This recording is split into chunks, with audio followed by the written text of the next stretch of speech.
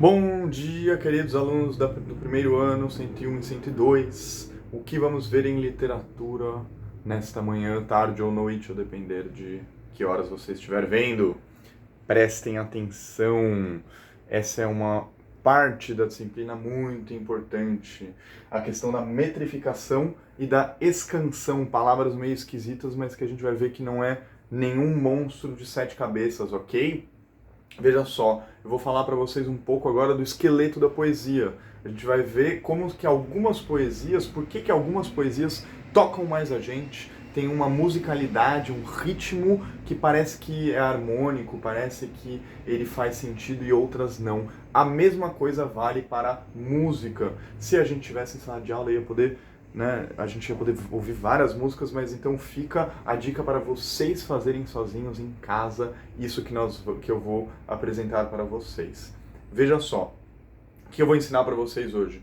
Vou ensinar como que a gente faz a contagem de sílabas poéticas dos versos da poesia. Gente, um pouco do enigma dos poemas e das músicas, elas estão aí. A gente vai ver, obviamente vocês sabem fazer contagem de sílaba, normalmente, certo? Dividir as palavras em sílabas. Na poesia tem algumas coisinhas um pouco diferentes e depois eu vou mostrar para vocês algumas das classificações que existem das metrificações e vou mostrar para vocês como a gente faz a escansão. A escansão é a divisão das sílabas poéticas, hein? Não são totalmente iguais as sílabas, a maneira de você fazer a divisão silábica no português normal. Vocês vão entender por quê, certo?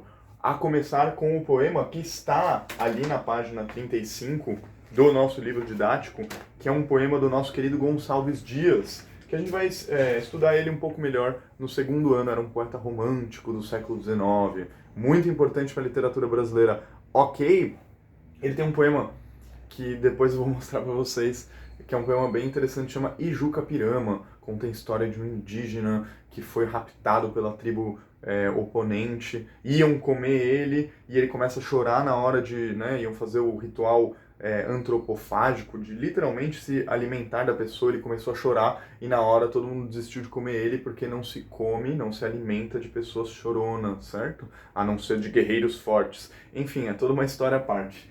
Veja só qual que é o lance do poema. Eu vou ler ele e depois eu vou mostrar para vocês como ele é bem construído certinho, certo?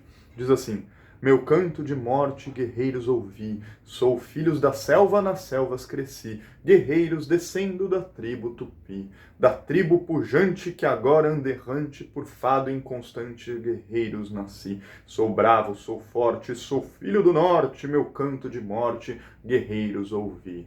Vocês veem que o ritmo, ele é um ritmo que é constante, certo? Não tem nenhuma quebra, não tem nenhum verso que fala um pouco mais, o verso que fala um pouco menos. E por que isso? Porque todas as sílabas, elas são muito bem construídas, padronizadas durante praticamente todo o poema. Para ser mais específico, esse poema se trata de um poema em redondilha menor. Cada verso tem 5 sílabas poéticas. Contem comigo. Meu canto de guerra. Aqui entra a primeira diferença com relação à divisão silábica normal. Você vê que eu não dividi o guerra aqui, certo? Por quê? Porque quando a gente for fazer a escansão, que é essa divisão de sílabas, o que a gente deixa de lado? A gente deixa de lado a última sílaba da palavra caso ela não for tônica. Ou seja, caso ela não seja a sílaba mais forte da palavra. Então, por exemplo, guerra é uma paroxítona, certo? Por quê? Porque a penúltima sílaba é a sílaba tônica, a sílaba mais forte. Tudo bem até aqui? Então é guerra, não é guerra, certo? Se fosse guerra, teria acento, e aí sim a gente contaria. Mas como não é guerra, é guerra, o que a gente faz com a última sílaba? A gente simplesmente não conta. Então, quantas sílabas tem aqui? 1, 2, 3, 4, 5. Meu canto de guerra, guerreiros, ouvi. Agora conta a quinta. Por quê? Porque ouvir a sílaba tônica é a última, oxítona, certo? E a mesma coisa aqui, vocês vão ver que tem a mesma quantidade. Isso serve para o poema inteiro. Guerreiros, ouvi. Sou filho das selvas, nas selvas cresci. Aqui de novo, a sílaba tônica é a paroxítona. é a penúltima, né? É selvas, não é selvas, é selvas, ok? E a gente vai ver que isso serve para o poema inteiro. Isso é a primeira coisa. Tudo bem até aqui? Redondilha menor. Agora, segunda diferença entre a divisão silábica poética da divisão silábica normal. Quando a gente tem junção de vogais, a gente não conta duas sílabas, a gente conta como se fosse uma só. Que agora, anderrante. Tem várias junções aqui, onde na escansão, ou seja, na divisão silábica poética, a gente junta como se fosse uma mesma sílaba. Por que isso? Porque a poesia, na maior parte das vezes, ela é declamada. Ela é feita para ser declamada. E quando você declama, você junta a sílaba. Que nem no inglês. No inglês a gente faz isso o tempo inteiro, né? Que agora anderrante. Ou seja, aqui, se a gente fosse fazer uma divisão silábica normal, teria muito mais do que 5 sílabas. Mas na escansão poética tem apenas 5. Que agora anderrante. E aí, de novo, a mesma coisa. Hunt, como o ran é a sílaba tônica, a gente conta até ela. Tudo bem até aqui? Última coisa ainda sobre esse poema, vocês vão ver que qual que é a razão de ser dessas 5 sílabas. Você vai ver que eles acompanham como se fosse um batido de um tambor, porque conta a história de um indígena guerreiro, que é o Ijuca Pirama, que ele combate a tribo oponente, que era dos... esqueci o nome da tribo. E então, se você for ler o poema, é um poema longo, tem vários cantos, várias partes, você consegue lê-lo tocando um tambor. Então, algo como se fosse assim, olha. Eu vou usar o meu peito para fazer o tambor, ok? Assim, ó. Meu canto de morte, guerreiros, ouvi. Sou filho das selvas, nas selvas cresci. Guerreiros, descendo da tribo Tupi. Da tribo pujante, agora anderrante, por fado inconstante, guerreiros nasci. Se eu tivesse com o meu tambor aqui, eu poderia fazer facilmente para vocês. Como nós temos pouco tempo, eu vou passar mais adiante. Espero que isso tenha ficado claro. Veja só, bons poemas têm essa questão. Você transforma o ritmo em algo que tem um significado dentro do poema, certo? Para terminar, gente... isso aqui é a parte, na verdade, mais difícil, fazer a escansão. Não vou exigir que vocês façam grandes escansões na prova, mas eu quero que vocês consigam fazer essa diferenciação e conseguir reconhecer o quê? O que é redondilha menor, como no caso do poema que a gente acabou de ler, o que é redondilha maior, que em vez de 5 são 7 sílabas. Decassílabo são 10 e verso livre são... não existe um padrão no poema como um todo. Prestem atenção, virem a página. Na página 36 tem exemplos de poemas com redondilha menor, com redondilha maior e com decassílabo. Vou pegar uma música, aliás, um outro poema do Gonçalves Dias, muito famoso, que tem 7 sílabas. É o redondilha maior.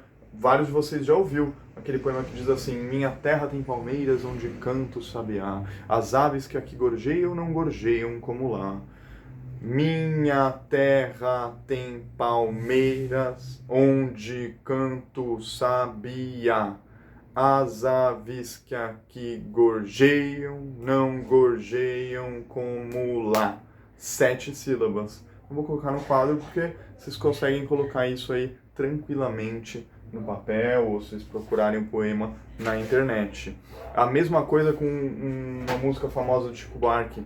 Estou com a colinha aqui, vocês já ouviram? Diz assim: o meu pai era paulista, meu avô pernambucano, o meu bisavô mineiro, meu tataravô baiano, meu maestro soberano foi Antônio Brasileiro. Nunca ouviram essa música? Vocês veem que a música, ela tem uma musicalidade, ela tem uma sonoridade que se encaixa tudo perfeitinho, justamente pela capacidade que o poeta tem em conseguir organizar as sílabas poéticas dentro dos seus versos com a contagem quase perfeita. Se tivesse um verso um pouco a mais, ia dar uma quebrada. Na música, muitas vezes a gente até consegue dar uma, né, uma acelerada numa sílaba aqui, uma acelerada numa sílaba ali, mas de modo geral, boa parte das músicas que encaixam perfeitamente são pensadas de acordo com a metrificação e escansão. É tudo técnica, gente. Duas coisas por último: decassílabo e verso livre. Em geral, o decassílabo, veja só, são versos que têm 10 sílabas. Em geral, ele é utilizado para poemas grandiosos, que falam de grandes coisas. Lembra que eu falei da épica nas aulas passadas? Em geral, os poemas épicos são poemas que usam versos decassílabos ou dodecassílabos, que são 12 sílabas e não apenas 10 sílabas. E por quê? Porque quando você usa 10 sílabas, você fala de grandes coisas. Então, se a gente pega, por exemplo, um poema também muito conhecido, que são os Lusíadas. É um poema épico do Luís de Camões, um poeta português, séculos atrás, que conta a história de Vasco da Gama, que vai até as Índias Orientais, e ele se utiliza do decassílabo. Tem aqui no livro o exemplo na página 37, basta vocês verem. Eu vou ler 2 versinhos bem rápidos, que são os versos iniciais, que diz assim: as armas e os barões assinalados, que da ocidental praia lusitana, por mares nunca de antes navegados, passaram ainda além da Taprobana, em perigos e guerras esforçados, mais do que prometia a força humana, e entre gente remota edificaram novo reino que tanto sublimaram. Se vocês pegarem o início dos Lusíadas, basta colocar na internet, vocês vão ver também que são 10 sílabas, certinho, e o poema inteiro é decassílabo.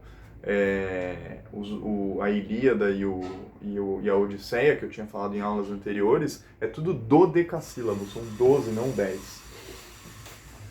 Gente, no livro eles desenvolvem muito mais e dão mais exemplos, então eu tô só fazendo, assim, mostrando para vocês o que é a parte mais difícil, que é conseguir fazer a escansão certinho. E mostrar para vocês também, por último, uma última coisa, que é o verso livre. Depois, gente, no século XIX, final do século XIX e durante todo o século XX, os poetas olharam e falaram assim: essa métrica fechada tem que fazer redondilha menor, redondilha maior, decassílabo, dodecassílabo. Tudo isso está prendendo a nossa liberdade de poder criar poesia em alto nível. Então eles desenvolveram algo que pra gente hoje parece ser banal, mas que pra época foi totalmente revolucionário, que é o verso livre, a capacidade que o poeta tem de conseguir dizer o que ele pensa, dizer o que ele sente, sem se prender a formalidades métricas. Deu pra pegar? Então, vou dar só um exemplo de um poema do Manuel Bandeira, que é um dos nossos grandes maestros do verso livre, em um poema dele que se chama assim, A Arte de Amar. É bem curtinho. Veja só, se vocês procurarem ele na internet, ele não tem padrão na quantidade de sílabas dos versos. Então ele diz assim: Arte de Amar.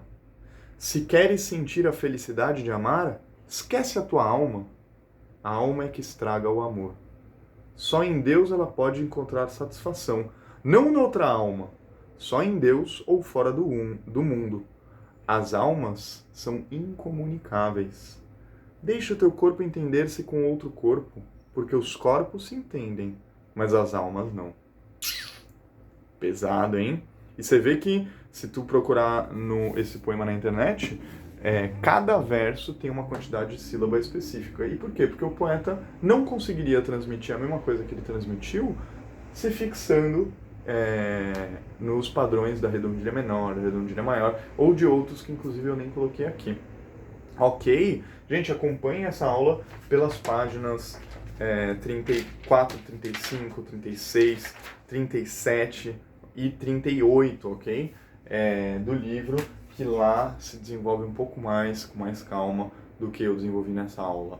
Gente, por hoje ficamos por isso. Cuidem-se, se alimentem bem, se imunizem e espero estar de volta com vocês. Estou morrendo de saudade, sinceramente, de todos vocês, de entrar na sala de aula, enfim, a vida voltar ao normal, certo? Um grande beijo e tchau!